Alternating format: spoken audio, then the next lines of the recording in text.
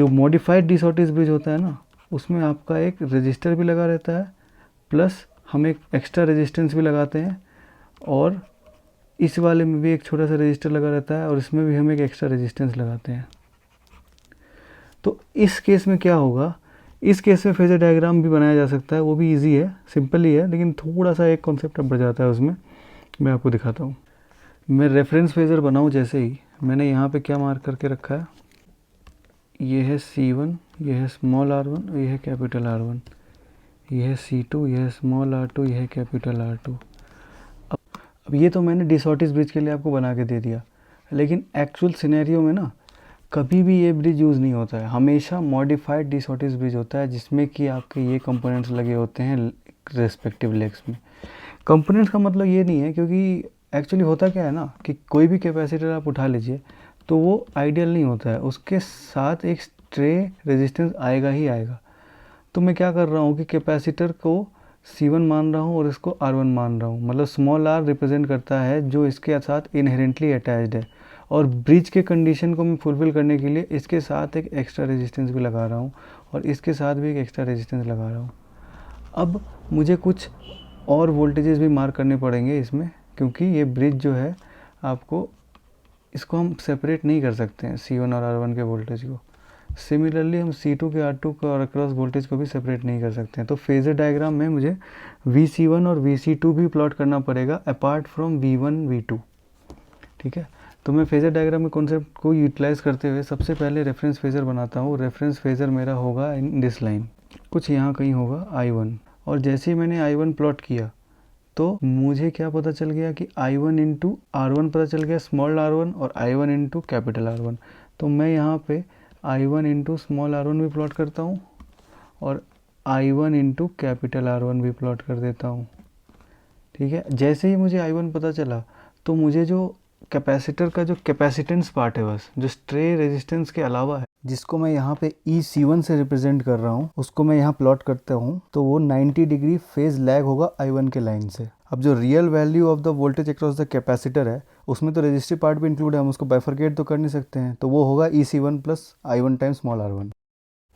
VC1 plot हो गया। Similarly मुझे V3 भी पता है, क्योंकि V3 है I1 टाइम्स R3, तो मैं कम से कम यहाँ पे कहीं कुछ I1 टाइम्स R3 प्लॉट कर देता हूँ, ये हो गया आपका V3। सिमिलरली ये V4 के बराबर भी हो जाएगा I2 टाइम्स R4, क्योंकि ऐसा क्यों है, इसका पीछे भी रीज़न है। I2 times R4 equals to V3 equals to V4 है after the bridge is balance, क्योंकि B और C के across potential drop is similar to D और C के अक्रॉस पोटेंशियल ड्रॉप, की B और D और इक्वी पोटेंशियल पॉइंट्स। कोई इशू नहीं है। मुझे I2 पता चल गया तो मुझे EC2 भी पता चल गया, क्योंकि EC2 जो होगा वो 90 डिग्री फेज लैग होगा एज़ कम्पेयर टू I2।